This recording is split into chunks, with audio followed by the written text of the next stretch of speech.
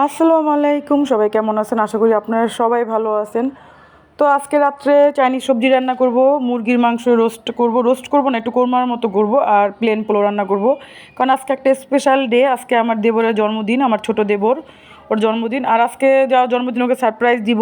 দেখা যায় বাজারে গেলাম, বাজার আজকে সাপ্তাহিক বন্ধ, আজকে রবিবার, আজকে গরুর মাংস পাওয়া যাবে না।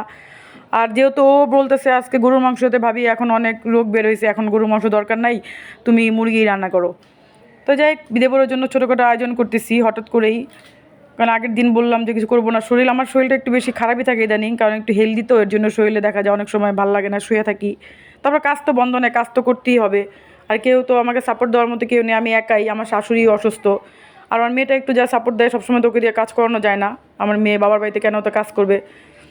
যাই হোক, সব কেটে কেটে রেডি করে নিচ্ছি, পেঁপে বরবটি আর গাজর দিয়ে করবো। ফুলকপি চাইছিলাম, ওখানে পাই নাই, বাঁধাকপিও পাই নাই।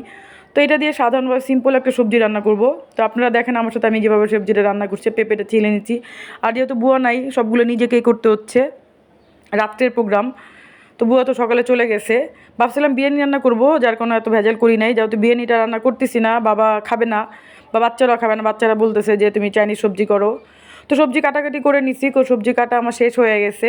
সমস্ত সবজি এখানে আছে, আলু পটল, সরি আলু না, মানে পটল দিছি, চিচিঙ্গা দিছি, বরবটি পেঁপে সব মিক্সড আছে আর কি। পেঁয়াজটা আমি কেটে বড় বড় করে পিস করে নিছি।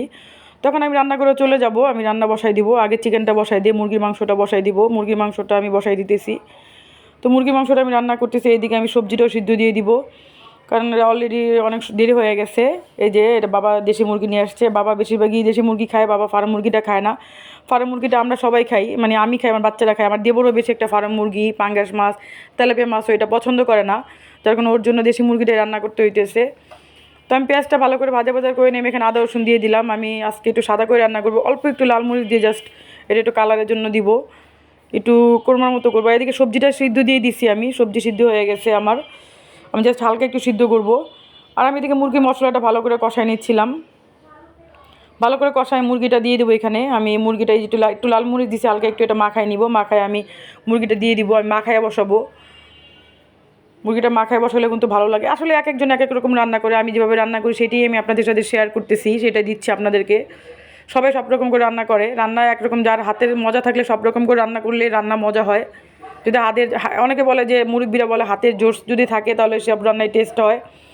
আর আমি জানি আমার রান্না সবার ভালো লাগে, আমারও ভালো লাগে, খারাপ লাগে বলবো না, কারণ আমি কষ্ট করে রান্না করি সব রকমভাবে যাতে সবার ভালো লাগে, মজা লাগে। আমি তো রান্নাটা কষ্ট করে ওদের জন্য করি, যাতে সবাই খায় বলে যে আমার রান্নাটা অনেক মজা হয়েছে।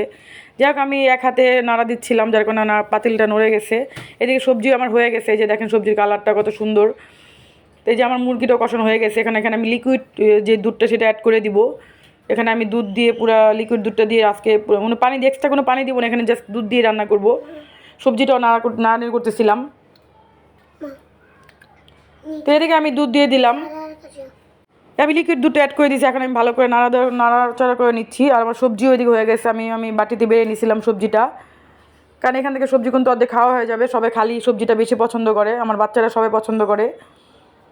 তো এদিকে আমি একটু গাজর খাচ্ছিলাম, ওদিকে যে আমার মেয়ে আবার আমার ভিডিও করতেছিল, আমি বলতেছি কী করতেছো, আমার ভিডিও করছি।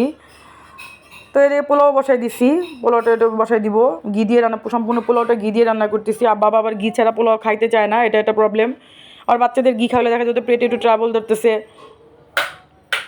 তো এদিকে আমার মুরগি মাংস রান্না হয়ে গেছে, মুরগি হয়ে গেছে আমার রান্না, মুরগিটা নামাই নিলাম। তো দেবর, ওকে আমি ছোটো ভাইয়ের মতোই ভালোবাসি, ওকে আমি অনেক ভালোবাসি।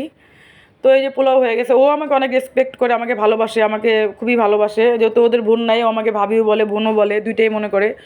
তো রান্না বাড়া শেষ, একটু মেয়ে বলতেছে একটু আইসক্রিম খাবে, তো ওকে নিয়ে একটু যাচ্ছিলাম। এদিকে রাস্তায় অনেক মানুষজন, আমি বলতেছিলাম মানুষ অনেক, তুমি কেন এখন বের হইছো?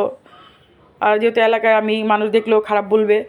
তো তাও মেয়েকে নিয়ে যাচ্ছি, মেয়ে আইসক্রিম খাবে। আমাদের এখানে কিন্তু নতুন একটা মানে আইসক্রিমের লাঞ্চ হয়েছে, এটাকে নিয়ে যাচ্ছি, মেয়ে আইসক্রিম খাবে। তো যাচ্ছিলাম, আপনাদের সাথে একটু ভিডিওটা শেয়ার করতেছিলাম যে মেয়েকে নিয়ে যাচ্ছি, যে আইসক্রিম এখানে চলে আসলাম, মেয়েকে আইসক্রিম খাওয়াবো। তো আর ভিতরে ভিডিও করতে পারতেছিলাম না, আর ওরা একটু মানে আনইজি লাগতেছিল ভিতরে ভিডিওটা করার জন্য। তো সবাই বেশি বেশি করে আমাদেরকে লাইক করবেন, কমেন্টস সাবস্ক্রাইব, সবাইকে আল্লাহ হাফেজ, আসসালামু আলাইকুম।